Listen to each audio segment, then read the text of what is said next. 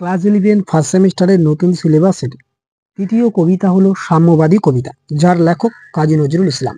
আজকের এই স্পেশাল ভিডিওটিতে আমরা এই সাম্যবাদী কবিতা থেকে বাছাই করা 55টি এমসিকিউ নিয়ে বিস্তারিতভাবে আলোচনা করব, যেগুলি তোমাদের পরীক্ষার জন্য চূড়ান্ত গুরুত্বপূর্ণ। তাই ভিডিওটি তুমি প্রথম থেকে শেষ পর্যন্ত দেখো।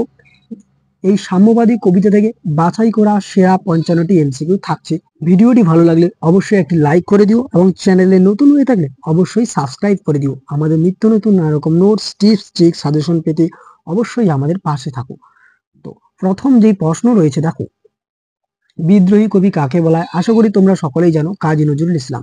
নেক্সট প্রশ্ন, অমৃত হিয়ার নিভৃত অন্তরলে দেবতা ঠাকুর হাসেন কেন? উত্তর কি? মানুষের নির্বুদ্ধিতা দেখে। নেক্সট কোশ্চেন, কাকে মৃত কঙ্কালের সাথে তুলনা করা হয়েছে? উত্তর পুঁথিকে। ঝুট শব্দের অর্থ কি? ঝুট শব্দের অর্থ মিথ্যা। নেক্সট প্রশ্ন, কবি সাম্যের গান গেয়েছেন কেন? উত্তর মানুষের মধ্যে অর্থাৎ মানুষে মানুষে ভেদাভেদ দূর করতে। পরবর্তী প্রশ্ন, সাম্যবাদী কবিতায় কবি মানুষের কোন পরিচয়কে বড় করে দেখেছেন? উত্তর মানুষ্য পরিচয়, অর্থাৎ মানুষের পরিচয়টিকেই তিনি বড় করে দেখেছেন। নেক্সট, সাম্যবাদী কবিতায় কবি ঝুট বলেননি কেন? উত্তর হৃদয়ে বিধাতা আছেন, তা মিথ্যা নয় বলে। ওকে, পরবর্তী প্রশ্ন, আবেস্তা অর্থাৎ জেন্দাবেস্তা যাকে আমরা বলি, আবেস্তা কাদের ধর্মগ্রন্থ? উত্তর পারস্যের অগ্নি উপাসকদের।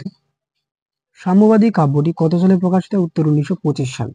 পরবর্তী প্রশ্ন, নিজ প্রাণ খুলে দেখলে পাওয়া যাবে, কি পাওয়া যাবে? উত্তর সকল শাস্ত্র।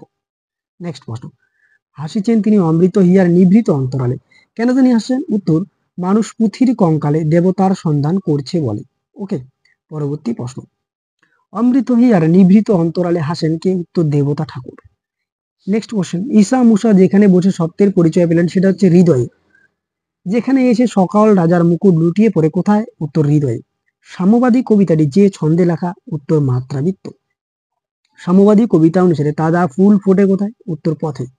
পরবর্তী প্রশ্ন, বাঙালি পল্টনে নজরুল যোগ দিয়েছিলেন কি হিসাবে? উত্তর সৈনিক হিসাবে। নেক্সট কোশ্চেন, সাক্ষ্যমণি রাজ্য ত্যাগ করলেন কি?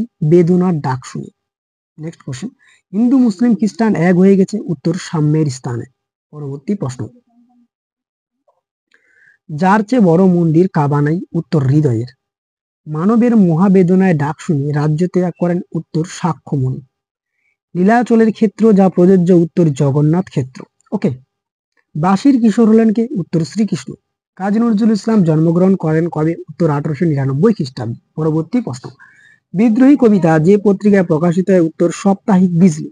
ওকে, যেহেতু এর সাথে রিলেটেড তাই এই প্রশ্নটি দেওয়া হয়েছে। নেক্সট কোশ্চেন, সকল শাস্ত্র খুঁজে দেখার জন্য কবি মানুষকে কি বলে সম্বোধন করেছেন? উত্তর সখা। ওকে, পরবর্তী প্রশ্ন, মৃত পুঁথি কঙ্কাল কথাটির দ্বারা বোঝানো হয়েছে পুরানো ধ্যান ধারণাকে। ওকে, নজরুল সৃষ্টিশালী সত্তার অধিকারী হয়ে ওঠেন কি? লেটোর দলে যোগ দেওয়ার পর।